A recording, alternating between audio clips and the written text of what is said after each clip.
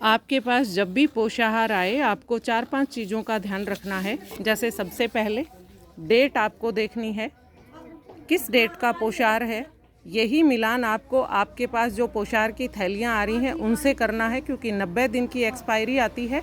इसलिए आप ये ध्यान रखें कि 90 दिन तो नहीं हो रहे हैं जो आप पोषाहार डलवा रहे हैं। उसके बाद महीना है, कौन से महीने का आपके पास पोषाहार आ रहा है।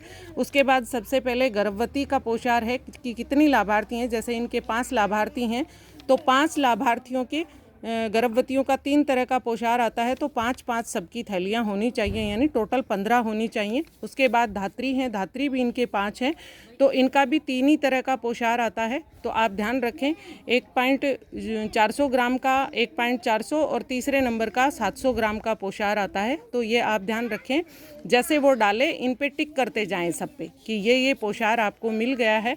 उसके बाद आपको जो 6 माह से 3 साल के बच्चे हैं उनका 4 तरह का पोषाहार आता है।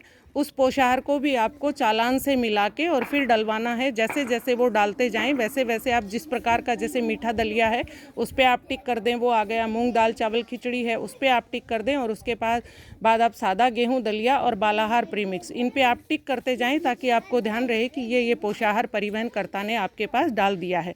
उसके बाद है 3 से 6 वर्ष के बच्चे।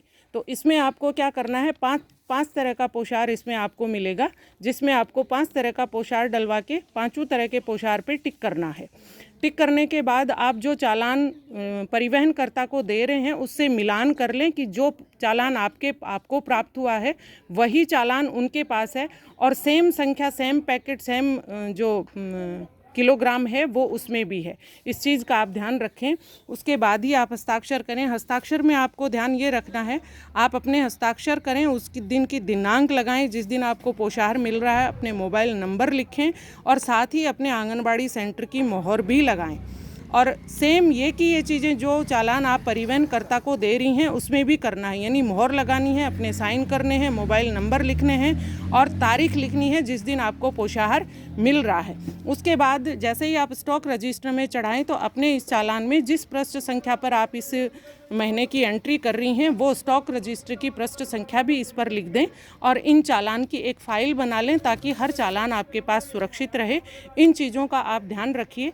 सबसे पहले ये ध्यान विशेष रखना है कि 90 दिन के बाद की तारीख का पोषाहार तो आपको नहीं मिल रहा है।